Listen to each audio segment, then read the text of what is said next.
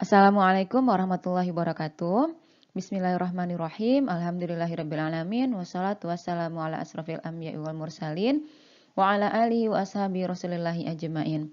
Rabbi srahli sadri wa yassirli amri wa hlul 'uqdatam min lisani yafqahu qawli. Rabbi dzidni ilma wa dzidni fahma. Nah, kita ketemu lagi dalam topik pembahasan patofisiologi. Nah, di sini menyambung dari pembahasan sebelumnya, di mana kita sudah membahas mengenai infeksi saluran kemih bagian bawah. Nah, sekarang kita bakal ngebahas mengenai infeksi saluran kemih bagian atas, yang mana tentunya masih termasuk dalam penyakit-penyakit di bagian sistem urinari kita ya. Nah, kita langsung saja masuk ke pembahasannya. Nah, kita review sedikit dulu tentang infeksi saluran kemih itu sendiri. Infeksi saluran kemih atau dinamakan juga urinary tract infection, yang disingkat dengan UTI atau ISK kalau dalam bahasa Indonesianya. Nah, merupakan suatu infeksi, apapun infeksinya itu yang terjadi pada saluran kemih kan ya. Nah, yang meliputi bagian atas kalau sekarang yang mau kita bahas nih. Nah, kalau yang meliputi bagian atas ini sendiri, berarti dia akan meliputi ginjal dan juga ureter. Nah, sementara kalau kita bahas sebelumnya, yang bagian bawah, itu kita ngebahas infeksi-infeksi yang terjadi di kandung kemih dan juga uretra. Nah, untuk infeksi saluran kemih bagian atas ini sendiri, infeksi yang paling sering terjadi adalah berupa pyelonefritis. Nah, di sini bisa kita lihat, pyelonefritis sendiri berasal dari kata pyelo, yang artinya adalah pelvis. Nah, yang nefri ini adalah ginjal kan ya. Nah, sementara itis-itis ini adalah apa? Peradangan atau inflamasi yang biasanya disebabkan oleh infeksi bakteri itu sendiri. Nah, jadi kalau misalnya kita lihat dari kata-katanya saja, berarti pyelonefritis itu adalah menggambarkan ginjal yang meradang. Jadi lebih ke ginjal yang meradang. Nah, di mana untuk jenis pyelonefritis akut, nah dia terbagi dua nih. Ada yang akut dan ada juga yang kronis. Nah, di mana untuk pyelonefritis yang akut, nah peradangan yang terjadi ini berkembangnya dengan cepat. Jadi berkembang itu relatif cepat dan umumnya itu sebagai akibat dari infeksi bakteri biasanya dia.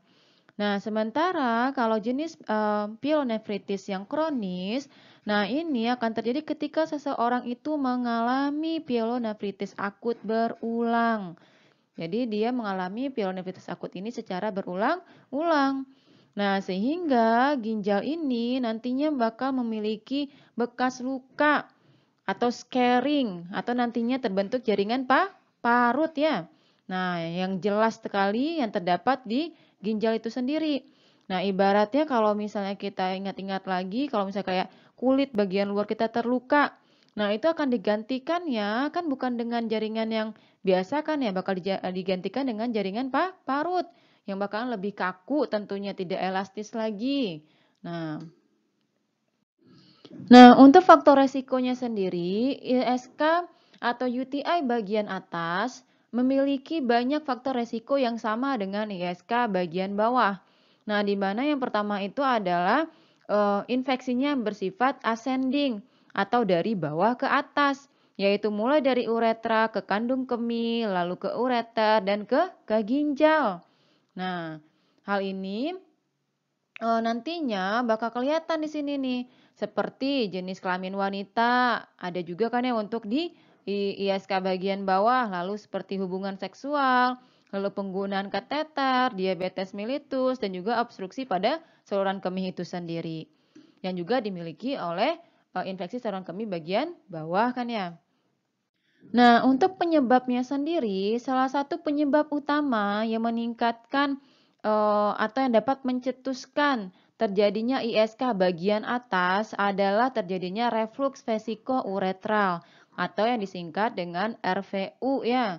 Nah, kita tahu bahwa ada dua lubang. Nah, dalam kandung kemih itu sendiri yang merupakan lubang vesiko-uretral, di mana itu merupakan katup satu arah kan ya di sini. Nah, ini, nah di bawah sini, nah itu ada katup satu arah, coba kita gambarkan.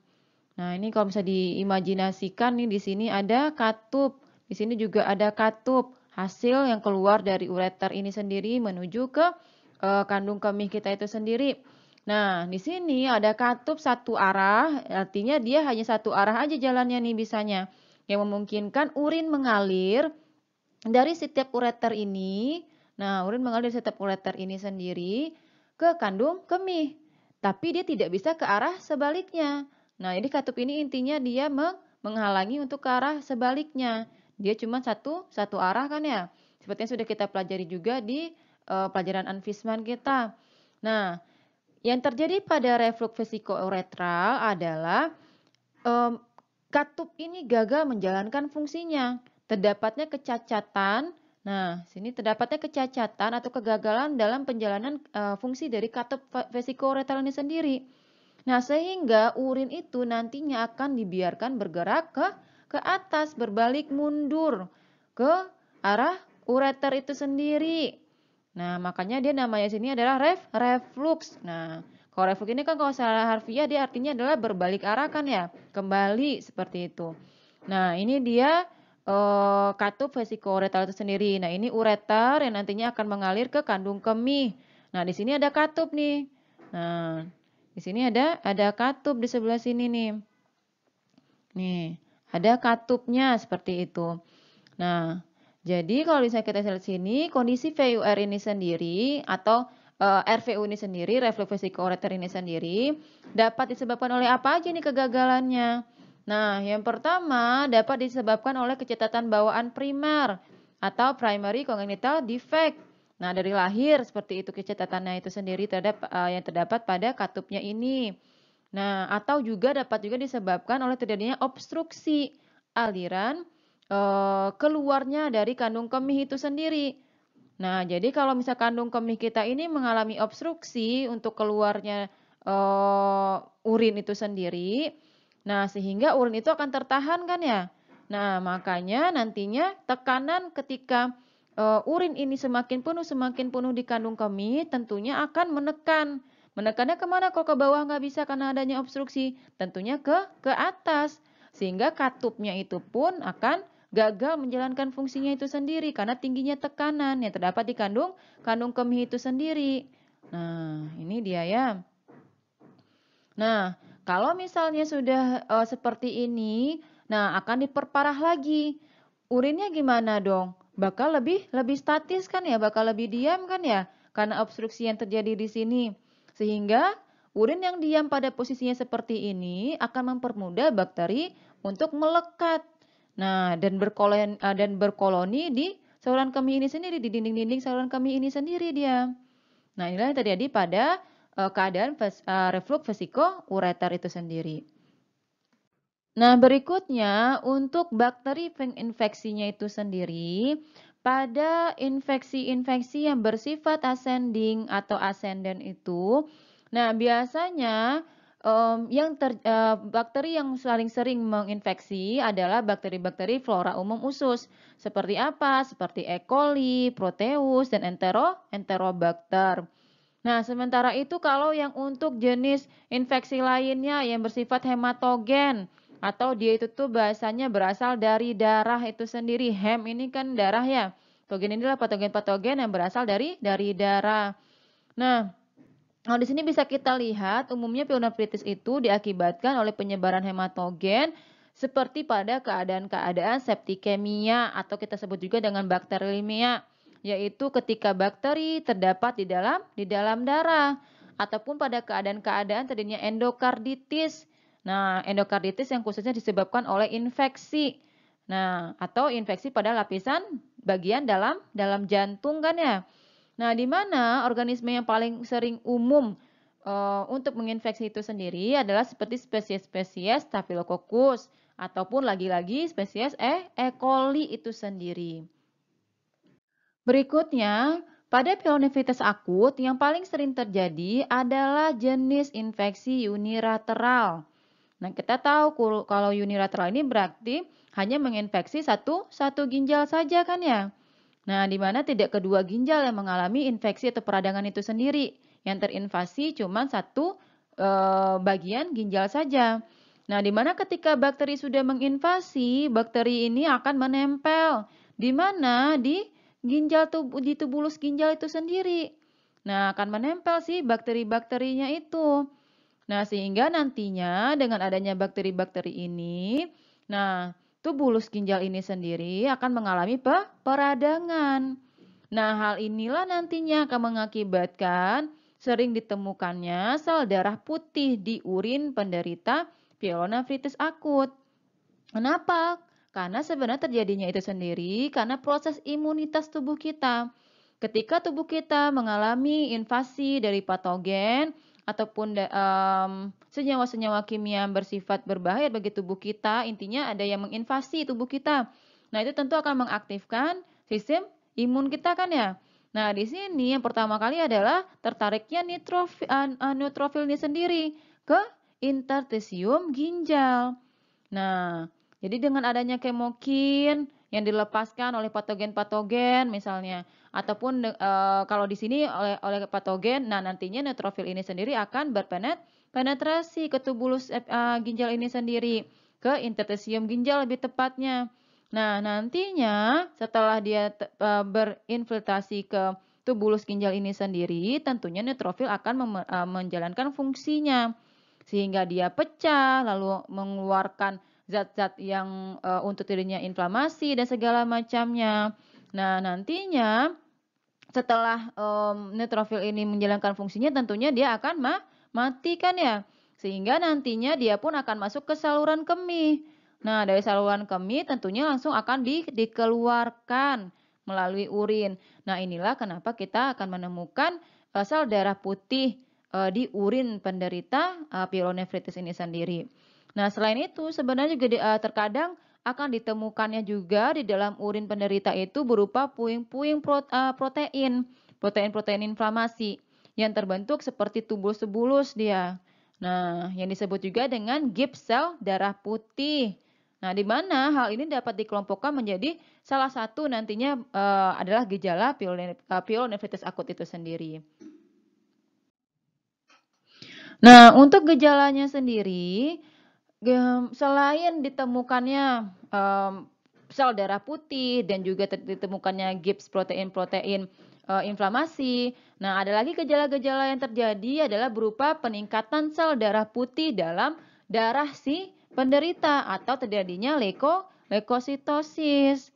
Nah, yang terjadi akibat respon imun, ya kan ya, berupa inflamasi. Nah, selain itu, pasien nantinya juga akan mengalami hal-hal seperti demam, lalu kedinginan, lalu mual dan muntah, ataupun seperti nyeri punggung. Nah, itu juga sering terjadi. Itu tuh biasanya pada ini nyeri pinggang nih ya, seharusnya bukan nyeri punggung. Nah, ini nyeri pinggang nih seharusnya nih, bukan nyeri punggung. Pinggang. Nah, seperti nyeri pinggang. Nah, di mana? Di sudut costovertebral itu sendiri. Nah, gejala sistemik inilah yang nanti membedakan antara UTI bagian bawah dengan UTI bagian atas. Nah, ini yang akan membedakannya adanya gejala-gejala sistemik. Kalau kita bahas lagi, kalau UTI bagian bawah itu dia tidak memiliki gejala-gejala sistemik seperti demam, lalu mual muntah ataupun leukositosis itu sendiri. Nah, untuk terapinya sendiri tentunya karena pielonefritis ini merupakan infeksi, nah tentunya antibiotik merupakan terapi utama. Nah, di samping itu juga harus dilakukan penjagaan terhadap penghidrasian si pasien itu. Nah, jadi pasien itu harus selalu terhidrasi dengan baik. Nah, untuk komplikasinya sendiri, nah itu seperti layaknya infeksi-infeksi lainnya yang juga berpotensi untuk berkembang menjadi komplikasi-komplikasi yang lain. Nah, untuk pielonefritis apa yang bisa terjadi adalah terjadinya abses ginjal atau ginjal bernanah dia. Nah, ataupun komplikasi lainnya adalah terjadinya infeksi berulang atau recurrent infection, di mana salah satunya dapat disebabkan oleh pielonefritis kronis. Nah, yang dapat terjadi pada orang-orang yang memiliki masalah anatomi, sehingga mengakibatkan si bakteri itu sendiri akan mudah menginfeksi pada pada tubulusnya itu sendiri. Nah, sehingga pada orang-orang yang memiliki masalah anatomi, apakah itu dari bawaan ataupun ada kecacatan dan segala macamnya, nah itu akan sangat berpotensi untuk terjadinya pielonefritis berulang dan berujung pada pielonefritis kronis. Nah, ada lagi komplikasi lainnya yang lebih parahnya lagi. Nah, ini merupakan nekrosis papiler, di mana di sini terjadinya kematian jaringan papila ginjal. Nah, kita tahu bahwa kalau nekrosis papiler ini sendiri, nah untuk pasien-pasien dengan prognosis yang jauh lebih buruk, karena nantinya dapat mempengaruhi fungsi ginjal itu secara keseluruhan nantinya ya. Nah, pada pielonefritis akut ini, umumnya penyakit tersebut akan sembuh tanpa banyak komplikasi. Nah, namun pada beberapa pasien, nah yang cenderung terjadinya pielonefritis itu berulang, nah akhirnya nantinya dapat mengakibatkan terbentuknya jaringan parut yang permanen di ginjal si pasien itu sendiri, luka dia, sehingga dapat berubah menjadi pielonefritis kronis. Nah, sudah terbentuk jaringan parut, sudah luka ginjalnya itu. Berikutnya, pielonefritis kronis ini bukan hanya dapat disebabkan oleh terjadinya secara berulang pielonefritis akut. Nah, ada lagi beberapa penyebab lainnya yang dapat mencetuskan terjadinya pielonefritis kronis, di mana salah satunya adalah obstruksi kronis atau penyumbatan secara kronis, di mana bisa terjadinya unilateral ataupun dapat terjadinya juga bilateral. Kita tahu kalau unilateral ini sendiri terjadinya hanya pada salah satu ginjal saja. Biasanya itu terjadi pada kasus-kasus terjadinya batu ginjal yang menyumbat salah satu ureter, baik itu kanan ataupun kiri. Nah, sementara itu kalau untuk obstruksi bilateral sendiri, dia itu akan mempengaruhi kedua ginjal itu sendiri. Ya kan ya? Nah, ini biasanya kalau yang untuk obstruksi bilateral ini karena tersumbatnya ataupun tertekannya katup uretra posterior. Katup yang berada di uretra yang akan menghalangi aliran urin langsung keluar dari kandung kemih. Jadi katup ini yang nantinya akan terbuka dan tertutup ketika kita mengizinkan seperti itu kan ya, karena dia dipengaruhi oleh saraf yang sadar kita.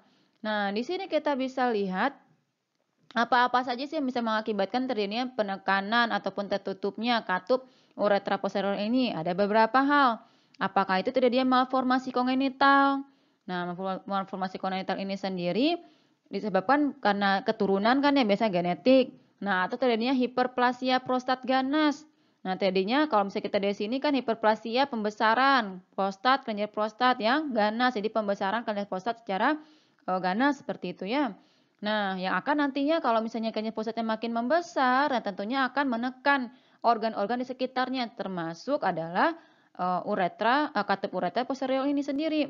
Nah, berikutnya jika terjadinya juga kanker serviks pada wanita, nah ini juga akan berpotensi untuk menekan juga uretra itu sendiri sehingga menutup aliran urin dari kandung kemih untuk keluar. Nah, apa yang terjadi pada obstruksi bilateral ini? Nah, nantinya kandung kemih ini sendiri karena tidak memiliki celah untuk keluar dari kandung kemih ini, nah maka di sini tentunya dengan terus bertambahnya jumlah fitat urin yang diproduksi tentu akan bertambah juga tekanan di sini, ya kan ya, di kandung kemihnya. Sehingga nantinya tekanan yang tinggi, lalu tidak bisa keluar, makin tinggi, terus diisi, makin tinggi juga. Apa yang akan terjadi? Nah, katup yang terdapat katup antara ureter dan kandung kemih ini sendiri nantinya tentunya akan tidak berfungsi. Kenapa? Karena bisa mengakibatkan terjadinya reflux kan ya ke ureter itu sendiri dari kandung kemih, di mana cairan di kandung kemih ini, cairan urin di kandung kemih ini karena dia bersifat statis, diam, kan tidak bisa keluar tuh, diam saja. Nah, tentunya ini akan berpotensi untuk terjadinya perkembangan bakteri di sini, jadi pertumbuhan bakteri. Karena bakteri itu dapat berpotensi untuk menempel di dinding-dinding jaringan itu sendiri. Nah, sehingga kalau makin tinggi tekanannya di sini, nah akan membuat terjadinya reflux balik ke ginjal, ke ureter lalu ke ginjal. Sehingga nantinya urin yang sudah terinfeksi ini juga dapat menyebar ke kedua belah ginjal kita. Penyebab-penyebab yang telah disebutkan sebelumnya, baik itu infeksi ataupun obstruksi, apapun penyebabnya, namun satu kali episode peradangan yang terjadi, nah itu tidak akan mungkin dapat menyebabkan terjadinya kerusakan permanen seperti ini pada ginjal. Nah, palingan dia itu tuh bersifat reversibel kan ya. Nah, namun apa yang terjadi jika episode peradangan itu terjadi berulang kali? Nah, sehingga nantinya akan dapat mengakibatkan interstisium ginjal. Nah, ini kan tadi kan interstisium ginjal nih. Nah, itu dapat mengalami fibrosis dan membentuk jaringan parut kan ya. Jaringan ikat isinya nanti yang di interstisium ginjal ini sendiri. Nah, dan juga nantinya dapat mengakibatkan terjadinya tubulus atrofi. Nah, tubulus itu mengalami atrofi, di mana perubahan ini umumnya akan ditemukan di bagian atas dan bawah ginjal. Untuk penegakan diagnosanya, nah biasanya itu dapat dilakukan seperti studi pencitraan medis ataupun dapat juga dilakukan studi histologi ya. Nah, dimana kalau untuk studi pencitraan medis, salah satu metode pencitraan yang bisa digunakan itu seperti CTU atau Computed Tomographic Urogram. Nah, dimana di sini akan terlihat hasil CTU-nya itu seperti kaliks yang tumpul. Kaliks itu tumpul. Yang biasanya aturan kaliksnya ini sendiri bercabang-cabang kan ya. Nah, sementara kalau untuk kajian histologinya, nantinya bakal terlihat beberapa tubulus itu yang melebar dan penuh dengan bahan protein. Nah, yang nantinya bahan protein ini sendiri dapat menjadi kumpulan-kumpulan dia jadinya. Nah, atau gumpalan-gumpalan. Nah, nantinya disebut juga dengan kristal koloid.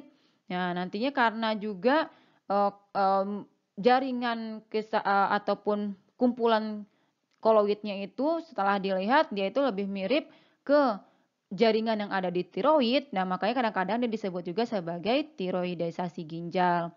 Nah, di mana nantinya kristal koloid ini juga dapat ditemukan di urin. Nah, karena dia akan dikeluarkan dan muncul dia di urin jadinya ya. Nah, di sini ada salah satu jenis pyelonefritis yang sangat jarang terjadi, yaitu pyelonefritis xantogranulomatosa. Nah, ini untuk penambahan wawasan kita saja, yang disebut juga dengan XGP. Nah, XGP ini dia merupakan pyelonefritis yang disebabkan oleh infeksi batu ginjal. Nah, di mana batu ginjalnya itu yang terinfeksi sehingga nantinya dapat mengakibatkan terjadinya penyumbatan secara kronis nanti ya. Nah, kombinasi keduanya ini infeksi dan juga tekanan yang meningkat. Nah, tentu saja ketika terjadinya penyumbatan tentunya tekanan juga akan meningkat di ginjalnya kan ya. Nah, oleh karena itu gabungan antara infeksi dan tekanan meningkat ini dapat mengakibatkan terbentuknya suatu jaringan, yaitu jaringan granulomatosa. Ciri khas jaringan ini adalah dia itu dipenuhi, nih kelihatan di histogramnya, kelihatan kalau dia itu akan dipenuhi dengan makrofag-makrofag yang seperti busa. Jadi makrofag yang berbusa dan juga serat lemak. Nah, jadi banyak lemaknya yang berbusa dan berlemak dia intinya gitu ya. Dimana pada pemeriksaan dengan metode penceritaan nantinya, nah itu dapat dilihat dia itu tuh hampir-hampir mirip dengan tumor ginjal. Makanya sering diragukan dia apakah ini dia tumor ginjal ataupun dia terjadinya SGP ini sendiri. Untuk terapinya pada pyelonefritis kronis, yang pertama sekali harus dilakukan tentunya adalah memperbaiki penyebabnya. Nah, apa yang menjadi penyebab terjadinya infeksi berulang itu sendiri? Karena kalau dia sekali infeksi, dia tidak akan mengakibatkan kerusakan pada jaringan yang irreversible kan ya. Nah, makanya kita lihat dulu penyebabnya yang menyebabkan infeksi berulang itu sendiri apa. Nah, nantinya maka dapat dipertimbangkan untuk melakukan pembedahan. Apakah misalnya kalau misalnya diketahui bahwa penyebabnya itu sendiri bersifat struktural atau bawaan. Nah, bisa dilakukan pembedahan itu sendiri pada kecacatan struktur yang terjadi. Ataupun dapat dilakukan pembedahan juga berguna untuk mengangkat penyumbatan yang terjadi seperti pada kejadian batu ginjal misalnya. Ataupun nantinya dapat kita pertimbangkan untuk melakukan dialisis.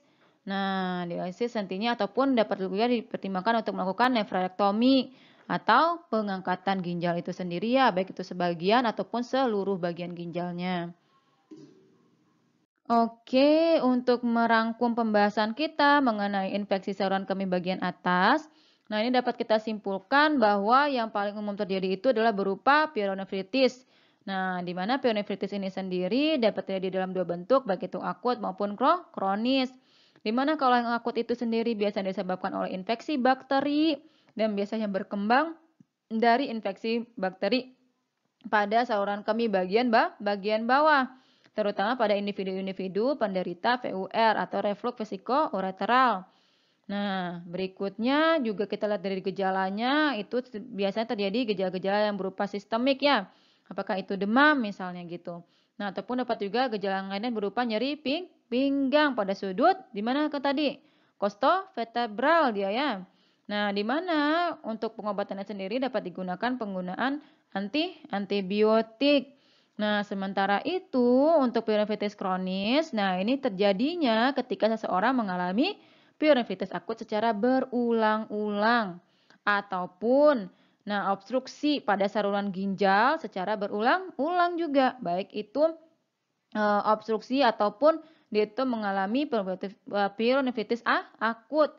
Nah, berikutnya kita bisa lihat di sini dengan terjadinya infeksi bakteri yang berulang ataupun inflamasi yang berulang sehingga dapat mengakibatkan terjadinya luka atau jaringan luka, terbentuknya jaringan luka ataupun jaringan parut yang bersifat permanen di ginjal itu sendiri. Nah, dua faktor penyebab yang paling umum pada pyelonephritis kronis ini sendiri adalah berupa reflux vesiko-ureteral, nah sama dengan VUR pada akut sendiri. Nah, dan juga dapat disebabkan karena terjadinya obstruksi kronis. Nah, alhamdulillahirobbilalamin. Nah, sekian pembelajaran kita mengenai topik pembahasan infeksi saluran kemih bagian atas. Insya Allah kita ketemu lagi dalam topik pembahasan lainnya. Nah, jika ada kesalahan yang tersampaikan oleh saya, jika adanya perbedaan dari materi yang disampaikan ke itu ataupun ada yang mau dikoreksi, nah silakan langsung disampaikan. Nah, saya mohon maaf terlebih dahulu jika terjadinya kesalahan tentunya. Nah, kita ketemu lagi insya Allah dalam pertemuan berikutnya. Wabillahi taufiq wal hidayah. Assalamualaikum warahmatullahi wabarakatuh.